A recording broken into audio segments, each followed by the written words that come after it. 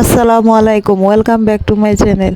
আজকে আমি আপনাদেরকে দেখাবো 10 মিনিটে কিভাবে বাঁধাকপি দিয়ে পাকোড়া বানানো যায়। আর এই পাকোড়াটা খেতে কিন্তু ভীষণ সুস্বাদু আর অনেক মজার হয়। তো আমি একটা বড় সাইজের বাঁধাকপি নিয়েছি, ওইখান থেকে আমি অর্ধেকটা কেটে নিচ্ছি। দেখুন আমি কিভাবে স্লাইস করে কেটে নিচ্ছি। আমরা বাঁধাকপি যেভাবে কাটি ওইভাবেই কেটে নিব। আপনারা চাইলে আরও চিকন করেও কাটতে পারেন, তাহলে তাড়াতাড়ি রান্না হয়ে যাবে। তো আমি বাঁধাকপিটা কেটে নিচ্ছি, কেটে নেওয়া শেষ। এখন আমি সুন্দরভাবে ধুয়ে নিব। ধুয়ে নিব এখন। তো এরপর এখন আমি কিছু কাঁচামরিচ কেটে নিব স্লাইস করে। দেখুন আমি পাকোড়াটা একটু ঝাল ঝাল করব, সেজন্য আমি কাঁচামরিচগুলো বেশি নিয়েছি। দেখুন এইভাবে কেটে নিচ্ছি। তারপর কেটে নিচ্ছি পেঁয়াজ। পাকোড়ার ভিতরে কিন্তু পেঁয়াজ খুবই ভালো লাগে, আর পেঁয়াজের পরিমাণটা একটু বেশি দিবেন, তাহলে খেতে ভালো লাগবে। তো আমি পেঁয়াজগুলো কেটে নিলাম। এখন ধুয়ে রাখা পাতাকপিগুলো আমি লবণ দিয়ে চটকে নিব, ভালোভাবে মথে নিব। তাহলে পাতাকপির ভিতরে যে এক্সট্রা পানিটা থাকে ওইটা বের হয়ে আসবে, আর পাতাকপিগুলো একবারে নরম সফট হয়ে যাবে। এই যে দেখুন আমি মথে নেওয়ার পর কতগুলো পানি বের হয়েছে।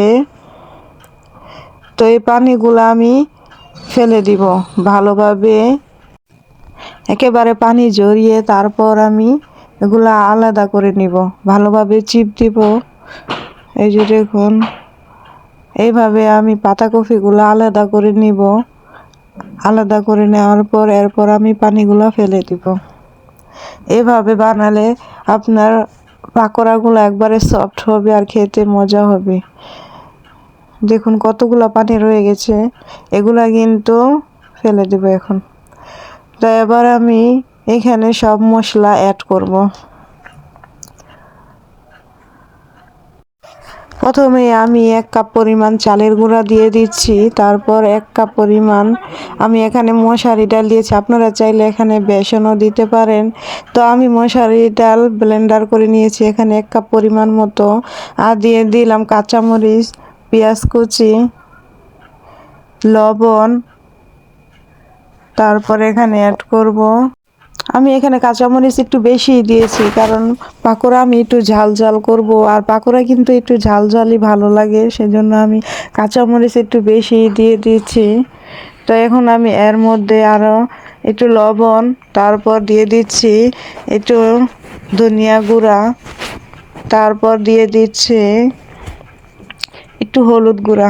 এখানে আমি হলুদ গুঁড়া অল্পই দিব, কারণ পাকোড়ার ভিতরে হলুদের গন্ধ আসবে বেশি দিলে। তো আমার কাছে হলুদের এই ফ্লেভারটা ভালো লাগে না, সেই জন্য আমি অল্প একটু দিয়েছি। আর সামান্য একটু মরিচ গুঁড়া দিয়েছি, কারণ এখানে আমি বেশি বেশি কাঁচামরিচ দিয়েছিলাম, সেজন্য আমি মরিচের গুঁড়াটা কমই দিয়েছি। তো এখন আমি এগুলো ভালোভাবে মিশিয়ে নিব একসাথে, খুবই ভালোভাবে মেশাতে হবে।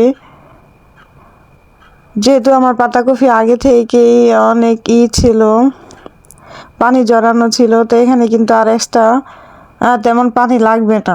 আর আমার ডালগুলো কিন্তু ব্লেন্ডার করা ছিল, তো এখানে ভালোভাবে মথে নিলেই চলবে। এখানে কিন্তু আর এক্সট্রা কোনো পানি লাগবে না।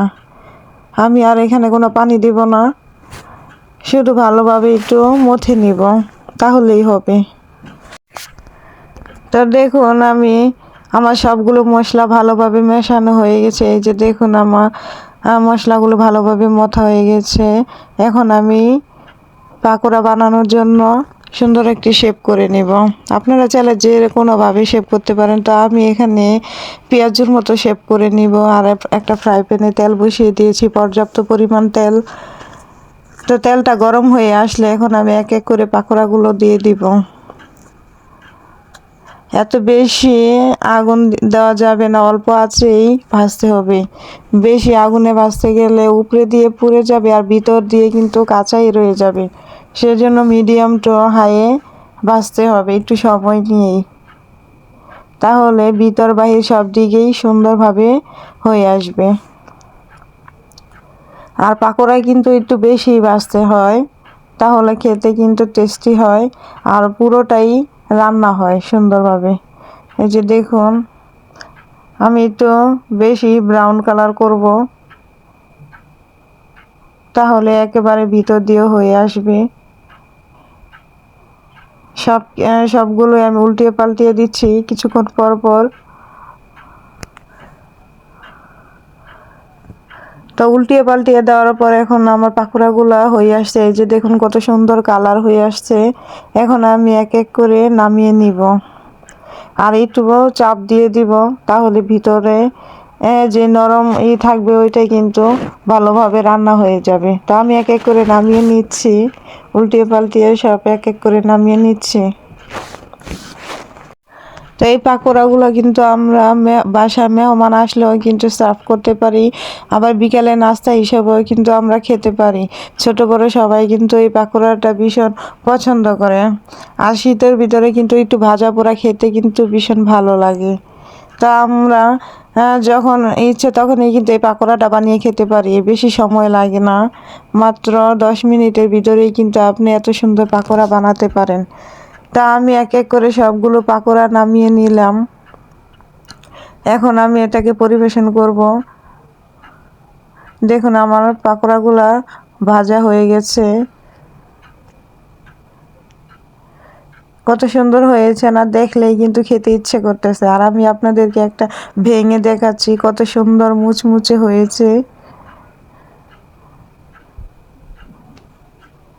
এই যে দেখুন কত সুন্দর মুচমুচে হয়েছে।